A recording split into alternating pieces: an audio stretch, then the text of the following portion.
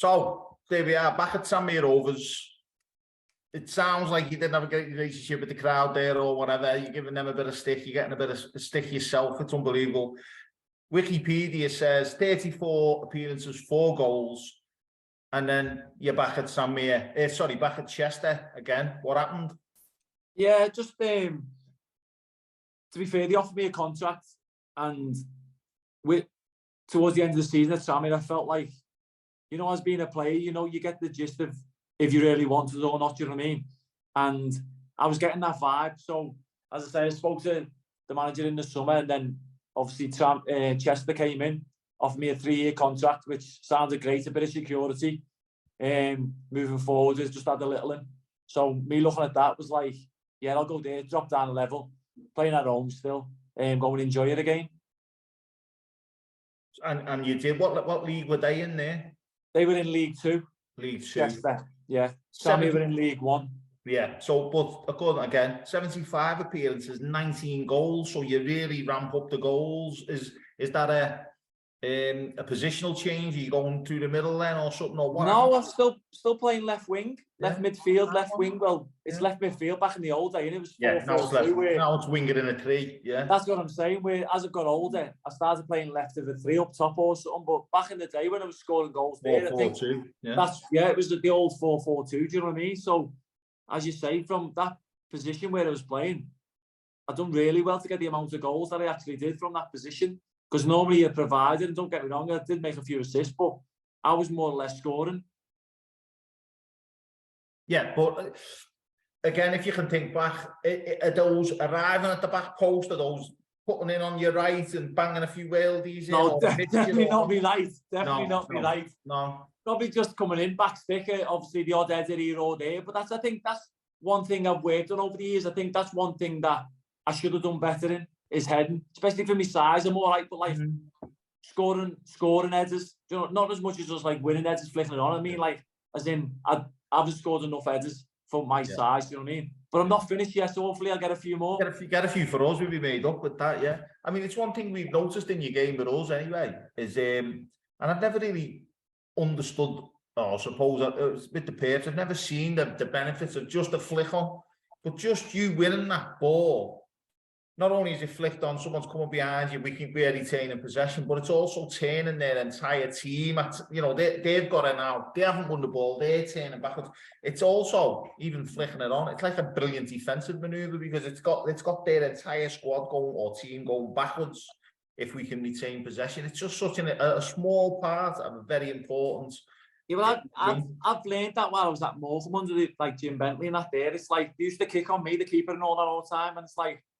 I learned and the lads used to laugh. It was like, it was a pass with me head. Do you know what I mean? I used to say, listen, keep it away from me. My best foot's me head. So the lads used to laugh, do you know what I mean? But it's like you just said, it took so much, it takes pressure off your team. And if you can, I've got this little knack of glancing into places where hopefully if you get quick runners up top, it's effective. And as much as people say, oh, you don't want to play this way and that, but it's like, it's about winning games at the end of the day. Do you know what I mean? It's whatever it takes. Yeah. Just in the Perths at the moment, especially now for us. I mean, there's other times where we've usually been up towards the top of the league, certainly in the county league. It might not have been something we would have been happy to see, but right now, retaining possession, keeping the other team pinned back, fantastic. It's a big important part of it for us. Yeah, definitely. And as you say, it's like as a fan, you want to see nice footy in that, but if your team aren't doing well, it's like I said to Macker and that over the last couple of weeks, we played well in times and haven't won, and I'm like, nah, it's a bad sign. It's when you play shit and you win. That's a good sign. Good sign. Do you know what I mean? And I always believe that, but then the younger lads don't realise that in footy now. Do you know what I mean? It's like the old sayings, and it is. It's like, it's a bad sign when you're playing well and you can't win a game. Yeah. But when you're playing shit and you're winning, that's a good sign of a good team. Do you know what I mean? Absolutely right. And it's just gone off the track there. But where we are in the league, just showing these good signs now, getting the full squad available again, and being able to like rotate a little bit as well is a good position for us. But little flick-ons and things, I'm loving them myself, and I don't care how we win. Right now, it's about winning, or at least drawing. Good away draws are important as well. But you know, getting the 3 points like we did the other day, which we'll touch on, was just fantastic. So you know, Chester 75, 19 goals, that's fantastic. And then 2 years at Chester there, it could have been 2 seasons, and then Rotherham United. So was that another move back up the league, Kev? No, that was League Two, I think. Oh. What it was 2 seasons at Chester, and then due to financial difficulties, and we stopped getting paid, and we hadn't been paid for months. So we come to the end of the season. I still had a year left, and Rotherham came in.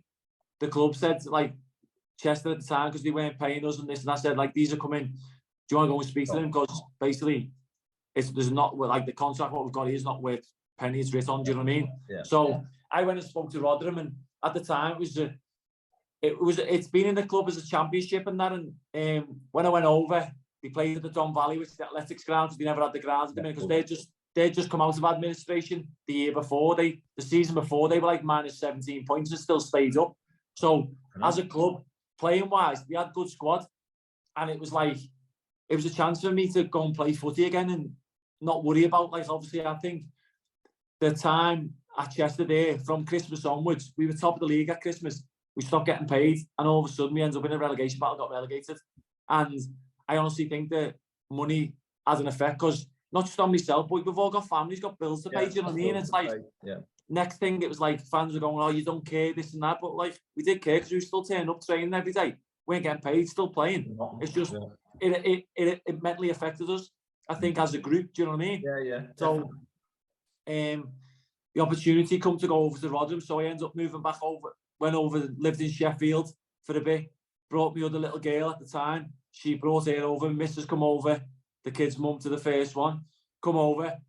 Sod's law, colic again.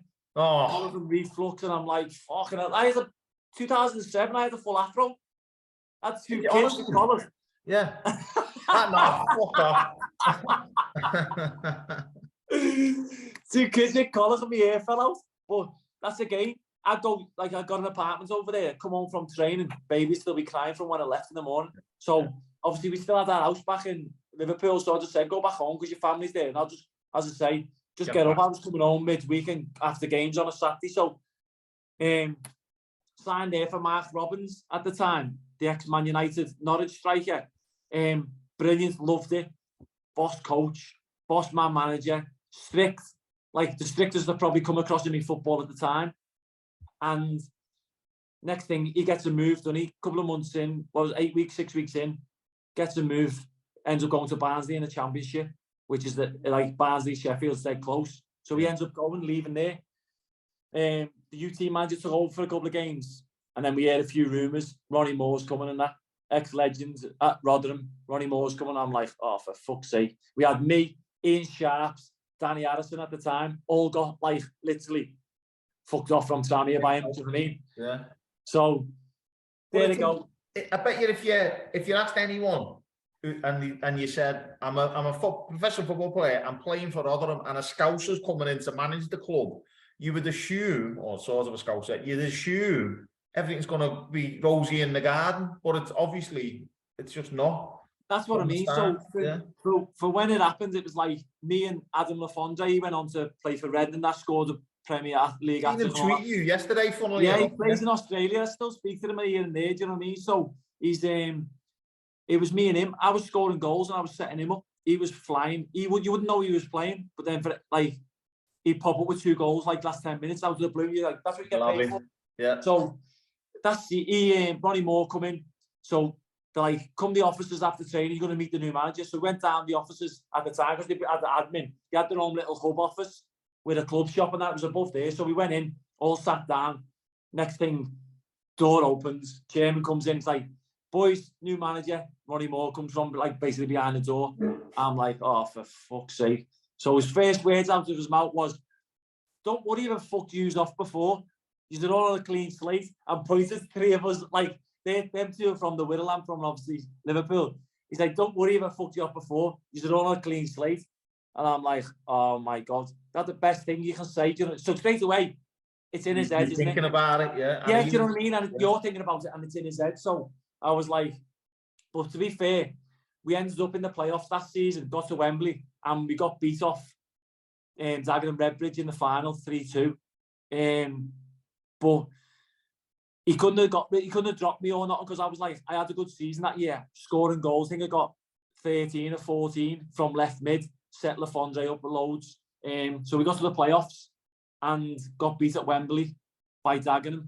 But it was like underdogs. We were like the favourites to run away with it.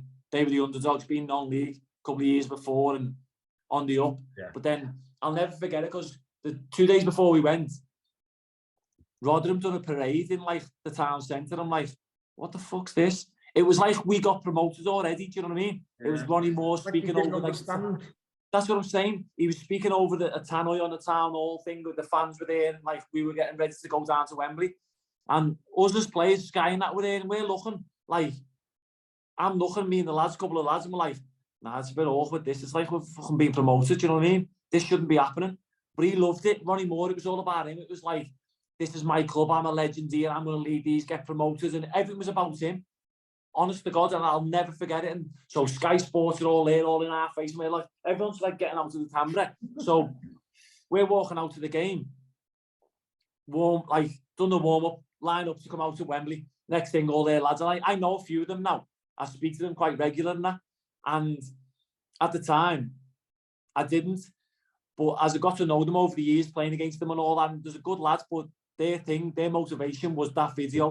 So you think you're up, yeah. In the tunnel before we go to the game, they're going, "Come on, boys, fucking big time. Cunts think they've won it and that already, and the fucking this, giving it on Sky Sports." And true to the word, we did.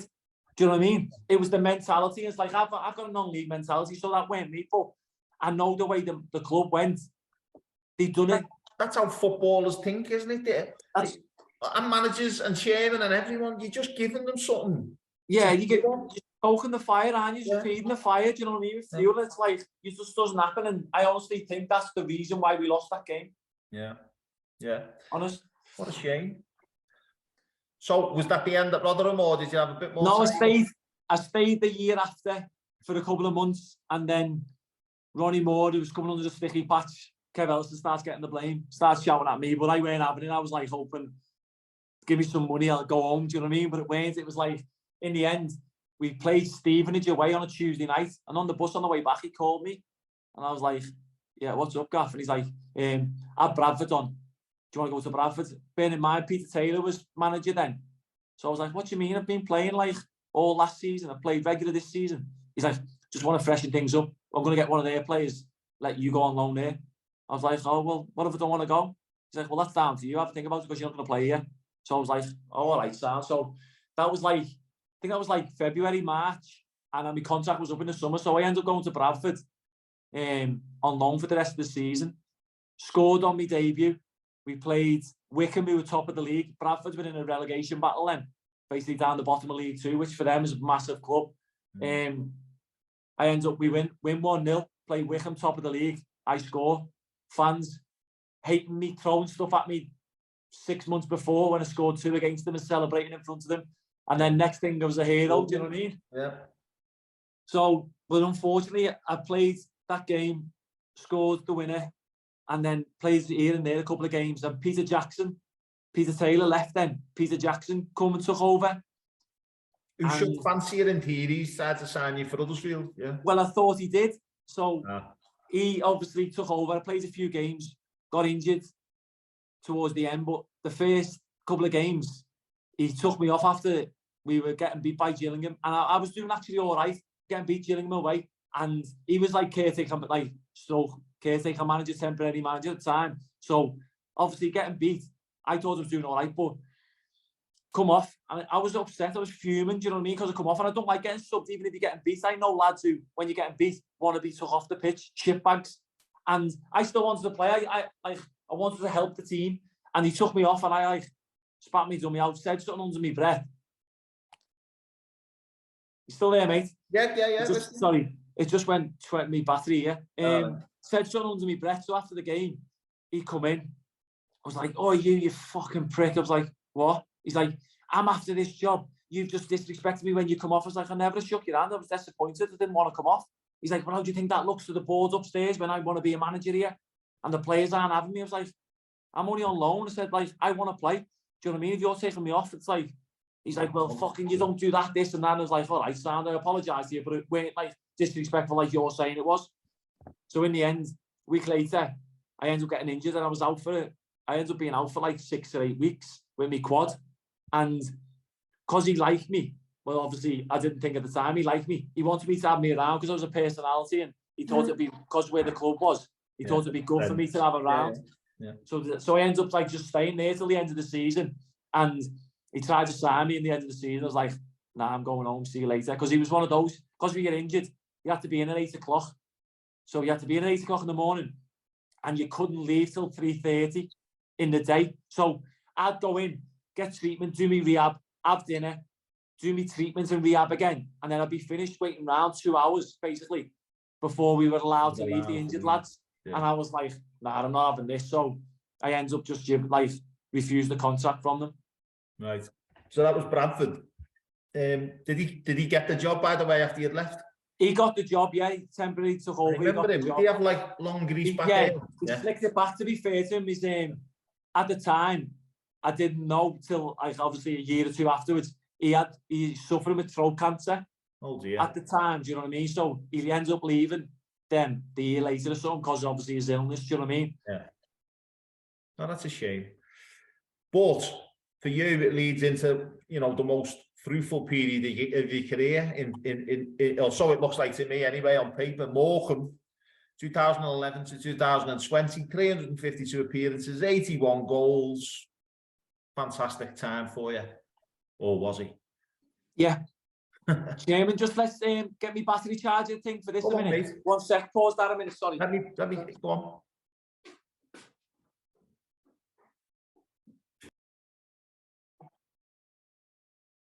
Yeah, so Morecambe, Kev, you leave Bradford, and there you are at Morecambe. Yeah, so as Bradford was coming to the end, I got a few calls from Sammy McElroy, who was my Stockport manager a few years before, asking me, do I fancy coming to Morecambe? So I'm like, oh, I don't know. But at the time, it was the only offer I was getting concrete. I started doing my B license in Cairns and Ashton. And next thing, obviously you're there for 2 weeks. Halfway through the week, I seen Sammy McElroy left Morecambe. I'm thinking, oh no, where am I going to go now? I thought that was my little safety net. You know what I mean?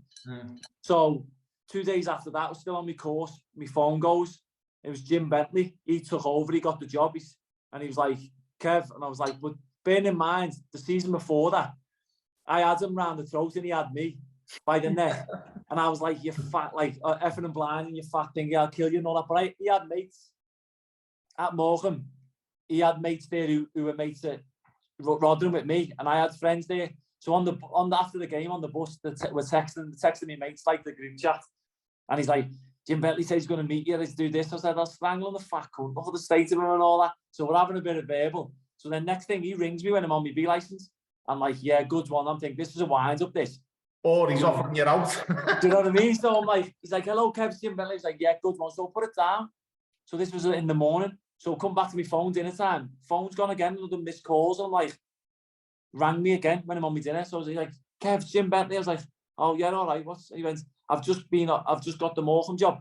Do you want to come and have a chat? See if you fancy it. He said, I know you're speaking to Sammy. I threw your name into Sammy and all that. Would you fancy coming? I was like, well, I'll have a chat to you. So on the Saturday, him and Kenny McKenna ended up coming to mine, had a chat, and then, as I say, the rest was history. As obviously his first signing at Morecambe.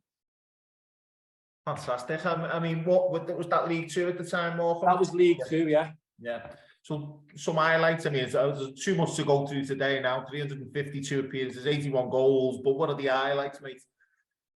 The highlights, I don't know. I think a few of my goals. I think the Exeter goal, the volley, when everyone said it slipped into it. Me Rochdale one, I think it was in was it 215 or something? A volley from about 30 yards. Wow. They've edited it back, and it's on YouTube. It's probably, I'd say it's still my favourite goal. And then there was a little Friday night game getting beat 3-0. And obviously, Jim at the time, half-time, 3-0 down. We're going out, and I'm always last out. I always like to be last out till I got Ian John McGrath. I've noticed that, yeah. John McGrath does it now, but I keep telling John to get in front of me. Don't be? I like being last out. I don't know, superstitious and whatever it is. So I'm last out there half-time, getting beat 3-0. He's like, Kev, if there's ever a fucking night I need you, lad, it's tonight. Because he'd been having trouble, new owners come in, and he was tweeting stuff and putting stuff on Facebook about like polls to get rid of him and that. This is like the chairman at the time, and like exactly, and you're like, I was bad. that's what Macca said. No, but he was putting polls on Twitter like pissed, and on Facebook pissed on a Tuesday night. Do you think we should sack him tonight if the game we lose and all that? And we're like, so I'm walking out, and like as I say, I used to be last out, so I go to the back of the queue. I'd end up in like the boot room area where the thing was. So he's like, Kev, is there ever a night I need you? It's tonight. Come on, lad. So cut a long story short, we won 4-3. I scored an header from 3 down with 4-3. I scored an header from outside the box, like a cross whipped in. I headed it. I was gone in, like boss header, but like I don't know what made me try it from the distance. You know what I mean? Yeah. And so that's up there. It's like as one of the important one. Yeah, as one of the important ones. It's like for the team and for someone else, not just for Kev Ellison being selfish or that, for like the impact it had. Like it helped him, and I'm glad it did, because he gave me a chance when others didn't. And fair enough, people say, oh well, he gave you a chance when this and that, but yeah, if I was shit, he would have got rid of me. Do you know what I mean? I was all right, and for 7 years I've done unbelievable for him. Yeah, at the football club. No question. One thing we've noticed since you've joined us is how popular you are with so many supporters from many of the clubs you played for. Newport, obviously, and Morecambe especially. Like everyone still holds you in. Well, it's not everyone probably, but everyone still holds you in very high regard for the efforts that you put in for the football club. Yeah, because I think, as we were saying before, I think like one of my main things is like you can have a shit game, can't you? But you can't be shit running around putting a shift in. I honestly believe that. You know what I mean? And when lads don't try that, that's a pet hate of mine. It fucking does my head in. Do you know what I mean? It's like, because as I say, you can cross and can be out, or you can have one of them games where you couldn't hit the barn door, but you can still run around. You can't be shit at running around. And even at my age, I'm 43, you can be fit. You can still be fit. I can get fitter, and I will get fitter. But the younger lads need to get fit as well. Do you know what I mean? Not just here, but like that's in general. And I honestly believe it's like it should be a given. Running around, it's minimum, like it's a non-negotiable, innit? Do you know what I mean? That's all fans want to see. And if you're running around and you get beat, well, they go, oh, well, at least they had to go. It's when you're not putting a shift in and you get beat, you think, and then you come to criticism, and it's rightly so. You've got to take it on the chin. Yeah.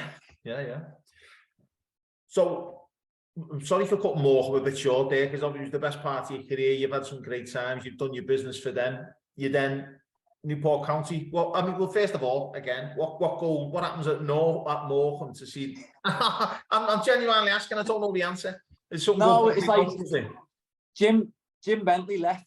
He was obviously, as I say, he was loads of trouble with the chairman, and they were tweeting stuff, and then File come in for him, which is File was on a club on the up, and they offered him a lot more money, and he loved Morecambe. He'd been there for 17 years, but the way the new owners were treating him, and they weren't football owners, they were like come from a background of rugby, and they were Cockneys.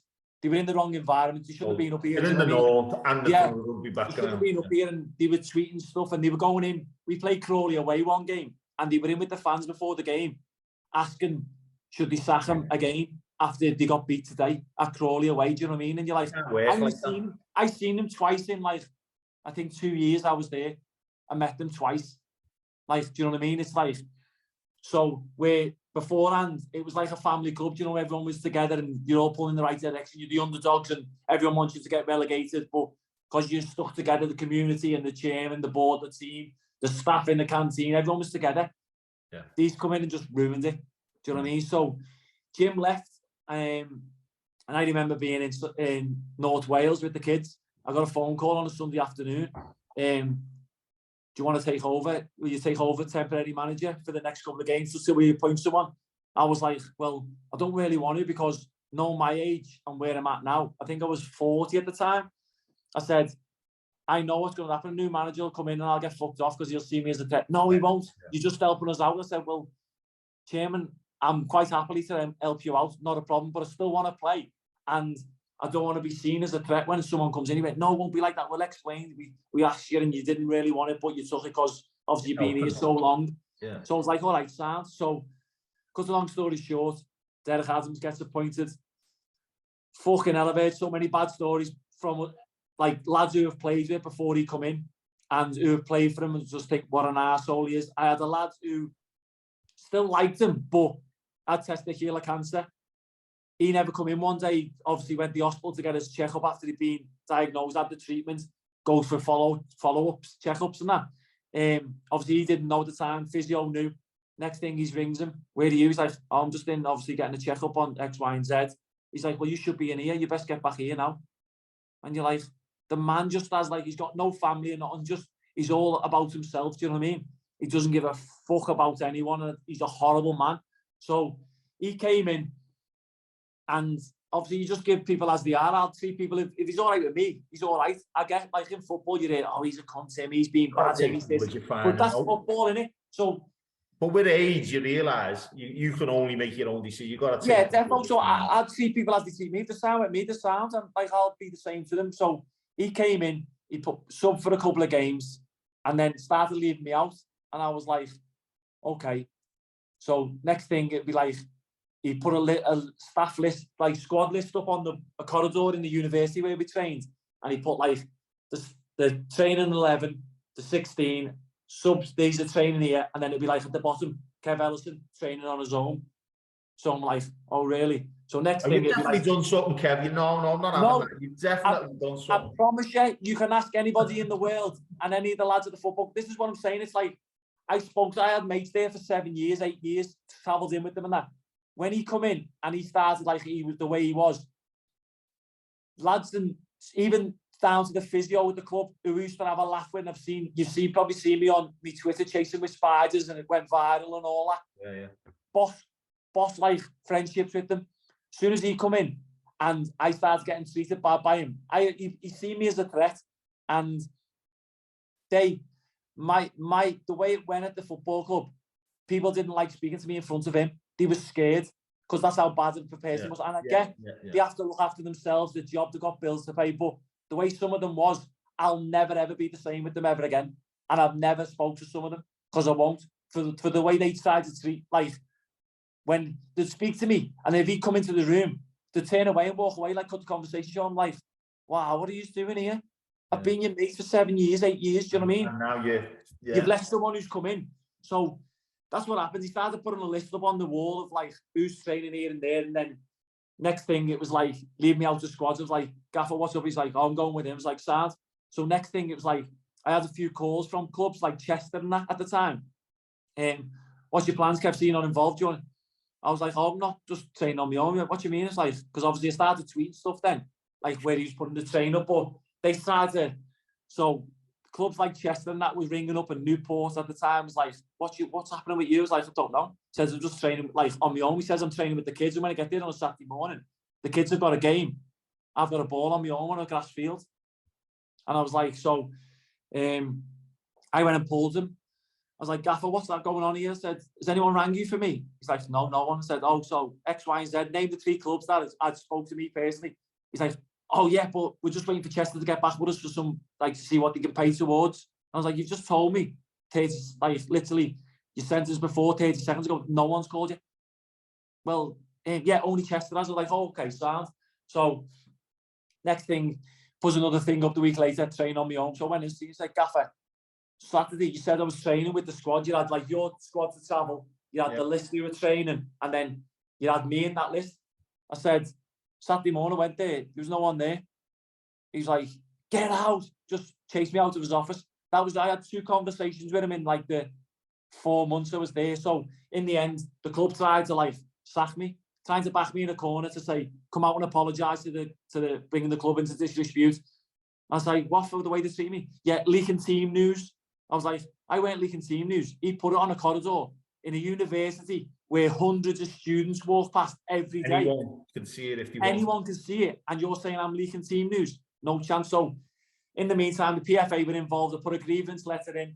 They were trying to sack me. And I knew all this, didn't you? I honestly didn't know this was the story. Honest, and I'll tell you, if I'd done anything wrong, I'd honestly tell you now if I did anything wrong to upset him. I honestly just believe it was because of my age and how I was brought at the club, do you know what I mean? Yeah. So I put a grievance letter in and all that. PFA got involved, and the next thing, COVID hit. I got sent home with a GPS monitor said, come back next week. Never ever went back. So in the summer, 3 months after that, these letters, I'm having meetings with the chairman and the board and all that. 3 months down the line, I got a phone call to say, thanks for everything you've done for the club. You've been unbelievable, this and that. We're not going to sack you. We'll just let your contract run up now. Yeah, and you get your severance pay. And I was like, you're not going to sack me. We're in June. You're ringing me in June. I said, I had the meetings back in March. And he's like, yeah, we don't want no hard feelings and all that for what you've done for the club. And I was like, so you're just ringing me now? Yeah. So 3 months later, I ended up signing for Newport, didn't I? And then we played them behind closed doors. I scored. Oh, that's the video, yeah. When it celebrated in his face, do you know what I mean? Well, you could call it celebration, or you could call it massive antagonism and taking the piss. But you know, we'll call it a celebration. But that was just the build of it. If you'd have asked me, would they have done that to any other manager to come across him, and I fell out with managers like Ronnie Moore and such, I would not have done it out of respect for the person. But the way he treated me, and honestly, if I'd done something wrong, I'd hold my hands up and say, yeah, kids' lives, he had the right to treat me the way he was. Yeah. I did nothing wrong. So for him to treat me the way he was, for that, like when I scored, was just a massive release. And people ask me, would it change it for the world? I probably still wouldn't, even though like they beat us in the playoff final at the end of that season. I wouldn't change it for the world of what happens. And it was like, it was up there with a highlight of my career.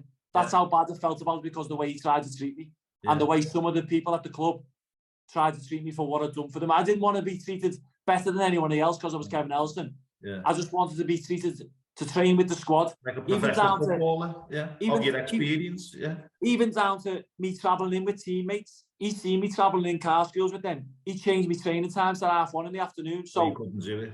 I'd go in the afternoon when they were going home. So I couldn't travel in with my teammates. Do you know what I mean? There's just stuff, little things like that. And people think you just like, as mad as it sounds, it was just as well I was in a good place at that time in my career. Because if that could have happened a couple of years before, when I was in a dark place, who knows what would have happened? And it's like, I'm on the PFA board now, players board in the union.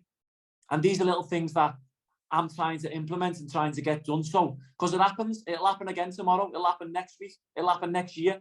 The way players get treated. If you give a player a contract and you don't want him, it's not the player's fault if he's been shit for you and that. You've given them a contract, but there's no way you should be able to treat them in that. Because if someone treated me like that in Tesco or Aldi, I'd be waiting outside in the car park and I'd punch their heads in. But we can't in football because you'll be seen as a trouble causer and you're meant to do this. Do you know what I mean? But if someone done it to you on a building site and as you were adjoining your boss done it to you, you would absolutely batter him with a hammer. Do you know what I mean? That's the way it goes. But we can't. TV doesn't advocate that kind of behaviour, by the way. We remove ourselves from that type of thing. But you're right. Other forms of employment in the country, a bit more earthy. You would think football could be the same, but there's no need to treat anyone like that. I see it from the other's point of view as well, not from his point of view, by the way. But like we've had players on contracts who take the who took the piss. They don't have the mentality to be on a contract. They think it's a free lunch. Yeah, I get that. Do you know what I mean? Yeah, they're not fit in pre-season. They don't get fit. They've got no intention of getting fit. They just see the money coming in every week and they don't give a fuck. So I can see the flip side, Kev, from the club's point of view. Not with you, I mean, but like with those players. Yeah, totally. And I can see that being a player, and I can see, because I've been in dressing rooms where players have tossed it off, and I'm like, mate, you're meant to be a professional footballer, you're getting paid. You don't toss it off, whatever, because at the end of the day, it only falls back on you. Do you know what I mean? People look back at it, it's like you're letting yourself down, no one else. And I honestly believe, and I agree with what you're saying. Yeah, there needs to be an outlet for both the player and for the club as well to say, look, this is not what we asked for. You know, they were not expecting this level, a minimum level of behaviour. Even if he'd have said to me, but he was telling clubs like, I'm not available for to go on loan, but yet he'd have me training on a Saturday morning. Just punishing, you know what I mean? Like, that could have been my last year in football. I just wanted to play footy, and he was just putting blockers on it and treating me like an arsehole. And I was like, I get it if I was like bad to him, honestly. Paul, if I'd done anything out of order, I'd say, yeah, fair enough. I did it. Yeah. The only thing I did out of order was put the list up of where he had me on the squad, but I put it up knowing where he was treating me, and everyone else can see it. So it weren't leaking team news. No, it's not team news. No, that's widely available to anyone who was walking past in the corridor.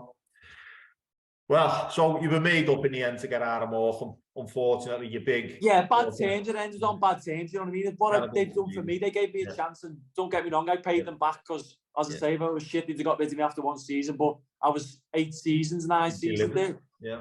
So they got me money's worth out of them. I had my best football there, probably goal-wise as well. Yeah, so it's a shame to have ended that way, really. It should have been ended on great terms, shouldn't it? Like, as a club legend. Yeah, it should have been shake your hand and see you later. Thanks for everything. As I say, I didn't want to be treated any better than anyone else. I didn't want days off. I just didn't want to be treated the way he was treating me. Yeah. So moving on, you've gone to Newport. Then they were inquiring about you've gone there and you had a brilliant, like, I suppose, swan song, if that's a word to use, to do what you did and get to the playoff final. Yeah. As I say, we did lose to Derek Adams' team in the final 1-0. Do you know what I mean? But a bit of karma come back to bite me in the ass. But from a personal point of view, it's still good as being a pro, 41, 42 years of age. You know what I mean? I got to Wembley, played in the final, one of the oldest to play in a playoff final, oldest to score in a playoff semi-final, playoffs. So I broke a couple of records, still at 42. Do you know what I mean? But I understand that as well. As you say, it's like even down to last year, they offered me a contract just to coach. But I still wanted to play. I still love the game. Do you know what I mean? I still feel like I can run around and I can affect games. Maybe I can't affect them like I used to be, but I know I can affect games in certain ways. And for what they offered me money-wise, I don't know whether it was the manager at the time, Robbery, his way of saying, take this. No, I'm not going to take it. See you later. Because there was times last year when we do shape and that, and he'd ask stuff and I'd say stuff and the lads would agree with me, and then he'd go, Kev, can I have a word with you? And afterwards, like, yeah, what's up, Gaff? So he'd call me in his office and say, Kev, why didn't you say this stuff before training to me? I was like, because I didn't know you were going to do shape or ask this, Gaff. He's like, yeah, but it's like you threw me on the spot and I didn't know what I was doing. I was like, Gaffer, I've done it for the benefit of the team. It's not, I weren't having to dig at you. You ask questions of how we think we can make this improvement here and there. I dropped a few things, lads agreed. That weren't me undermining you or that. That was me helping the team. He's like, I know, but it was like it threw me on the spot. So, but that's the FA coaching model, though, isn't it? The four-corner thing, and they want involvement. But this is him. He's like, now I know about him. He was like the youngest ever to get his pro license in Wales, and he like thinks he invented the wheel. Long story short, and when he done all right for me and I got on with him, do you know what I mean? But it's like the more I sat back now and over the summer when he had the calls, we had like 3 or 4 calls offering me monies and it was dwindling every week. It was going down. I couldn't have lived on it down there. That's the God honest truth. That's how, like, I couldn't have afforded to live down there. But now when I look at it, the bigger picture, and these are staff was telling me at the time, now he was going to the staff there last year when I was there and asking, do you think Kev Ellison's on my side? And I'm like, instead of just coming to me, like, do you know what I mean? I'm 3 hours away from home. If I didn't want to be there, I'd have fucking just tossed it off. Yeah. I was travelling up and down with kids. And that's like, so, and now at the end, I found out, like, he was asking them, obviously every other day, do you think he's with us? He said this, and you're like, all I say was like from experience of wanting to help him. It's his first ever manager's job. At that level, like, he'd ask us as a group. He'd ask us as a group, and I'd have an input along with other players. But yet it'd come back to me saying like I'm quite vocal on that, and you're like, nah, it's not for me. This. So I think when he offered me monies in the summer, he knew I weren't going to take it, but he had to be seen to offer me because they thought of me a bit there. Do you know what I mean? Yeah. Well, that's a shame. That's another one shame to end that way, but. I suppose, and I've seen you say this several times in tweets or in other interviews and that, you want to carry on playing, you're not a threat to anyone's managerial job, you don't want it yet, you're playing for as long as you can. And I suppose you're saying that is coming out of the back of these things where managers at the pro clubs have seen you as a threat because of your age, your experience, your ability, your knowledge. You've become a bit of a threat to younger managers, haven't you? I honestly believe that.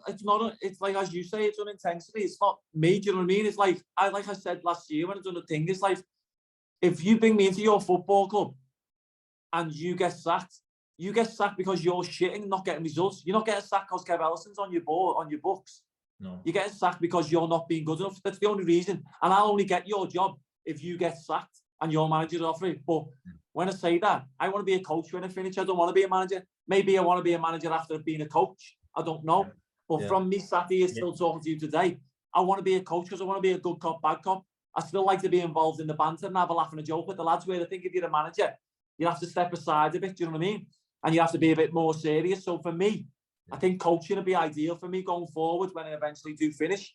Yeah. But as I say, it's like you have managers that I spoke to a few in the summer and like they ring me up going, "Oh, Kev, what are you like? What would you take?" And I was like, "I want this." And I think they got through back by me not making massive demands.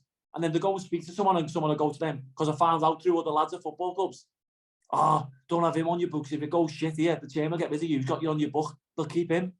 I'm like, that's the way you want to think. I don't want to play for you anyway. You've got no belief in yourself as a manager. Do you know what I mean? Because if you're worried about having me on the books, if you have a few bad games, you get sacked. You must be shit at your own job anyway. Yeah, a lack of confidence almost. Definitely. Which brings us now to step 4, Northern Premier League Division 1 West. So you're getting offers in the summer. Some of them are there, some of them are not great or whatever. How do you end up at Rylands? I ended up there because I was struggling with a calf injury. I've never had a calf injury, touch wood, over like my career, 25 years. And when I was out of contract and I still wanted to play, I think I was doing too much in the summer. I was doing 3 or 4 sessions a day, and I think I was pushing my body to limits I shouldn't have at my age, you know what I mean? Because you still need your recoveries, and I pushed it a bit too far. So in the end, there was a few clubs ringing me, and then Rylands rang and I was like, "Listen, I'll sign, but I'm not ready yet, so just pay me when I'm back fit." So we agreed the thing is like, when I'm back fit, because that's what I was saying, because I've come from non-league, I don't want to be going to sign. I could have signed, they offered me a contract, I didn't want it. I told them I'm not fit, pay me when I get fit. And they were like, "Well, don't you want a contract?" I was like, "No, pay me when I get fit, because I see it's unfair." So cut a long story short, do you know what I mean? So cut a long story short, I just like agreed a little non-contract thing with them for when I play. So get back fit, come on against Hyde, first game in however long, and week later, Queen dies, game called off, Dave McNabb leaves. So there's me signed for Dave McNabb, and within Dave McNabb leaving, within a couple of hours, Jody Banham, he'd been named. So cut a long story short, I found out rumours there's something to do with the backroom staff there, and doesn't fancy it or whatever. His wife and whatever, something. So ends up having a game for him. He pulled me after the game. He was like, "Kev, like the non-contract lads are not going to get paid." I was like, "Well, I played last week, played Tuesday, it's Saturday." Like, and this was half the reason why McNabb left, because they weren't going to pay us when the Queen died, when we played Saturday, Tuesday beforehand, and the Queen had died. And it's like, well, it's not our fault the game's off. We played 2 games. He had staff travelling from Huddersfield and that, and they weren't on contract. So he just said, "Well, it's not fair if like you're going to pay the non-contract lads." They were like, "Well, you've got contract lads not playing." He's like, "Yeah, because I've got lads in now who are better." He went, "Well, why did you get them contracts?" He said, "Because basically they were good for us last year, but now we've gone up a level. We're trying to move the club forward. We're getting better players in. Unfortunately, they're not getting in the squad." He went, "Well, we want money's worth for our players, so they need to play." So Jody Banham said basically, the contract lads are going to get more game time. This and I said, "Well, do me a favour. I just want to play footy my age. I don't know how long's left. I'm leaving." He's like, "No, I don't want you to go." I was like, "Well, I just want to go and play footy. I'm not here. I could have signed the contract and just sat on my ass all season here." I said, "But that's not me. I want to go and play footy." So then I started work in September for the first time since 1996. When you had a mobile, man. So he was ringing me when I was in work, and I didn't even answer. And just then, next thing, obviously, it come about. Macha rang me, said, "Do a fancy?" And I was like, "Yeah, I just want to play footy, and that's what it's about." So they're lost really. They're like a little period then where, I mean, they blew through our league the season before. Was our game, because when Paul did come to us and say, like, we can sign Kevin Ellison, we were like, what we can't afford them. Like you're saying, loads of people go, "What, we can't afford them." And a chairman, who I won't name, but you've mentioned him in your conversation earlier, phoned me and went, "How are you affording him?" And I went, "Well, you know, that's our business, but he's been totally like honest with us, and it's a good opportunity for the club. He's not costing us a lot of money, sort of thing. We can handle it." And he went, "Well, are you letting some players go?" And I said, "Well, what businesses are yours, mate?" And he went, "Well, how are you affording them?" So it's all right. We'll let some players go. Does that make you feel better? And he went, "Yeah, okay." So we were anyway, like, we're on the Tuesday, let a couple of players go, didn't we? And you'd already signed then. And we've had a lot of great games with the Perps over the years. We're only still a young club, Kev, as you probably know. We only started playing football in 2016, and we've had some massive highlights, genuinely massive highlights, winning things. The connection between the team and the fans and the directors and the club and everything, we're so united as a club, winning 3 things at several in our first year. Then we won the County East Prem with the joint most successful team in Northwest County League history. But that game at Hanley, when you made your debut, because we've had a couple of seasons in the NPL up to that point, struggled. That game at Hanley will live in the memory as one of our great games. To be honest, one of those great days. We probably only had about 50, 60 supporters there. But to see the electrifying effect, and I'm not blowing smoke up your ass, the electrifying effect that you had on our team or our squad that day, where you personally played brilliant, the economy of that goal you scored, where you just ran inside the fullback, one touch cuts across him for a penalty or not, one touch, slid under the goalie. It just brought amazing joy back to our club. That was and I'm being genuine, that was an amazing day. And I know there's loads of people who support the club who are gutted they weren't there to see it. So that was fantastic. You did well next couple of games, and then you picked up an injury with us. What was that? My hamstring. I just think it was like, it gone from me not playing, too much, you know what I mean? It's like, Mac was like, play 90 minutes, and you got to realise I'm still 43. I will get 90 minutes when I'm fit, but I hadn't played no football. I've been injured all summer, so I haven't had a proper pre-season. So you start chasing your tail a bit, and because you're playing, you think, oh, I'll be fine, I'll do it next week again, I'll do it Tuesday, and it's like, all of a sudden, it's just like, catches up with you, do you know what I mean? Yeah. So you've actually made 12 appearances for us this season. Some better than others. But we will go right back to the current and the game on was it Friday or Saturday, whatever it was last week, Boxing Day, or this week, sorry, and Morecambe Linnets away, which was another great day for us. We're going there, we're underdogs, we're not expected to win, they're expecting to roll us over, and we put in a brilliant team performance there, yourself included. You've got 2 assists back at Ramsbottom a couple of weeks ago, couple of assists. This week you've got a couple of assists and a goal. It just, I don't want to be too enthusiastic or too positive about it, but it does feel like something is just changing within our squad now. We've come back after the break, and we're ready to go again. Yeah, hopefully, as I say, that win on obviously Boxing Day is a great win, and for the football club and for the team as well. We need it moving forward. I think it was like 23 days since the last one, and even down to training, obviously pitches being flooded, and obviously you couldn't be able to get the Astros, so the lads are moaning because we're doing 5Ks on the road, you know what I mean? But these are things you got to do, and it's like, these are things that test you, do you know what I mean? And this is a good togetherness now. I think we're building on it, and as I say, that win against Linnets, who are flying, obviously at the weekend, for us moving forward now, we've got to build on that, come again on Monday, and hopefully kick on and start the new year right, and then who knows where it can lead to. Yeah. Well, talking about Linnets, they were 19 games unbeaten, I think I'm right, if I'm wrong. They had the draw at Widnes the week before, where reportedly Widnes should have won the game. And then we beat them, we took them 2-0. That's their first defeat at home as well. So it was fantastic, and it should give our squad a lot of confidence with going into this run of games we've got now over January. So finally, Kev, just a couple of questions. Best player you played with? I'd say Nick Barmby regular, because Nick Barmby went back to Hull City, and I think he was like 34 at the time or something when he come back to there. He's from Hull, and because of long story short, I've got a mate who I know who does the Windsors by my mum's, who was in the same England youth team as him, and his first night out, Nick Barmby's, was in the Coconut Grove in Newport. Seriously, so I speak to him, and he still speaks to the lad. He still speaks a bit to the lad, like Anthony Hughes, his name was. He went on to play for Morecambe and that after England youth and that. But he was his good mate, and his ever first drink and night out was in the Cokie on Newport, and he always said that to me. But him as a professional, like for his age, 34, he could have tossed it off. He played for England when they won 5-1 in Germany. He played for Everton, Liverpool, Tottenham, Leeds. He was fucking, as a professional, he was unbelievable, mate, seriously. Ability and his professionalism, and how he was with the younger lads, you know what I mean? So I'd say Nick Barmby.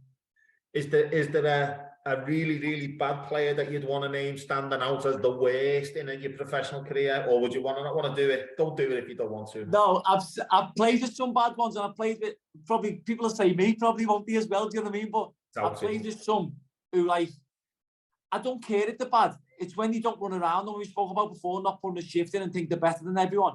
They're the ones that do me head in. There's loads of them, but I don't want to name some because I'll end up seeing them like that and get done in. It's a horrible question. Best goal then? I think you've already said it, but I'll ask it anyway. I'd say Rochdale, 2015, I think it was. It's on YouTube if anyone wants to have a little look at it. But I think as a volley, it's like, people say me Exeter goal with the volley where it slipped into it a couple of seasons ago in 18, I think it was. But the Rochdale volley, I think, was unbelievable. Once I knew it left my foot, I knew it was in, do you know what I mean? Yeah. And I should have walked off then. Even the manager said after the game he's going to take me off, but he thought it'd be disrespectful to Rochdale at the time because it was that good of a goal. I should have just took my boots off and walked off. I should have decided on that. Well, Kevin, we said at 1 o'clock we'll talk for an hour if you want to talk or not talk. And here we are. Now it's 3:30 virtually with a couple of little breaks in it. So we've done 2.5 hours, and I'm sure we could do it. That's only part one, isn't it? we're gonna edit it in a few different ways, but we've talked for 2.5 hours, and I don't even feel as though I've got the stories out here. There's still there must be 1,000 other stories in a professional footballer's life, as we've said what to do and when to do and all the rest of it. So I want to thank you for that. It's really important that we it's a pleasure. The fans get to know you, and hopefully, you know, the rest of this season we can do what we can do here, and then listen, next season hopefully you're still playing football. Hopefully, genuinely, you're still playing football for the Perps. That'd be great. We used to have a player called Jamie McDonald, who was a lot like you, a lot younger than you. I know Jamie, yeah. Yeah, he used to love to fight. Go on. Jamie comes to Morecambe for a bit, didn't he, on trial? Yeah, that's right. Flying, but we were having trouble, like, admin and that, money-wise. And he didn't end up signing. But obviously, I know Jamie because he's mates with lads from by my mum's and that. But I know him well, Jamie, yeah. Well, he from what he told me, he went on trial to Morecambe, scored a hat-trick in his trial. Honestly, he was unbelievable. Yeah. Well, we got him straight after that. He came out of that trial and came to us, and he was unbelievable for us. Absolutely sensational. Great lad.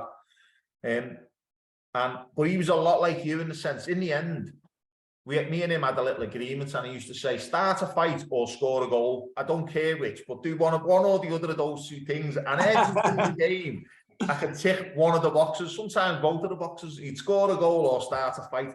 Non-league players just couldn't handle him at all with his attitude and his mentality. And you're, you know, it's very similar to yours. And he's from Anfield as well, so possibly something in the water in L4. But anyway, Kevin, thanks very much for doing this. It was a pleasure. We really appreciate it. All the best anyway. Yeah, and you, mate. See you soon. See you soon. I haven't finished yet, hang on. Oh, yes, sorry. Go on, you go. I just need to talk. No, go on, it's all right, sorry. Go on. I was just going to say to Perps TV listeners and followers and everything, we're going to be making this a regular thing, talking to, as I say, current players mostly, but some past players as well. Jamie Mack will probably feature along the way. If you like this kind of thing, will you please hit the subscribe button? We need to get the subscribers up from about 550, which we've got now, up to about 1,000. That'd be great. Just subscribe. And these videos, we talked to Paul McNally on a Friday, so we'll be talking to Paul as well tonight. So we've had Merry Christmas, but Happy New Year if we don't see anyone. But hopefully we're going to see you at Bootle on Monday. It's a home game. I know Liverpool are playing away, but we need you there on Monday to support the lads. And other than that, thanks again to Kevin. We've enjoyed it, and we'll see you all soon. Ta-ra. All the best. All the best, Kevin. Go on, mate. Nice one. Chairman, see you later then. Take care. Speak to you soon. Bye.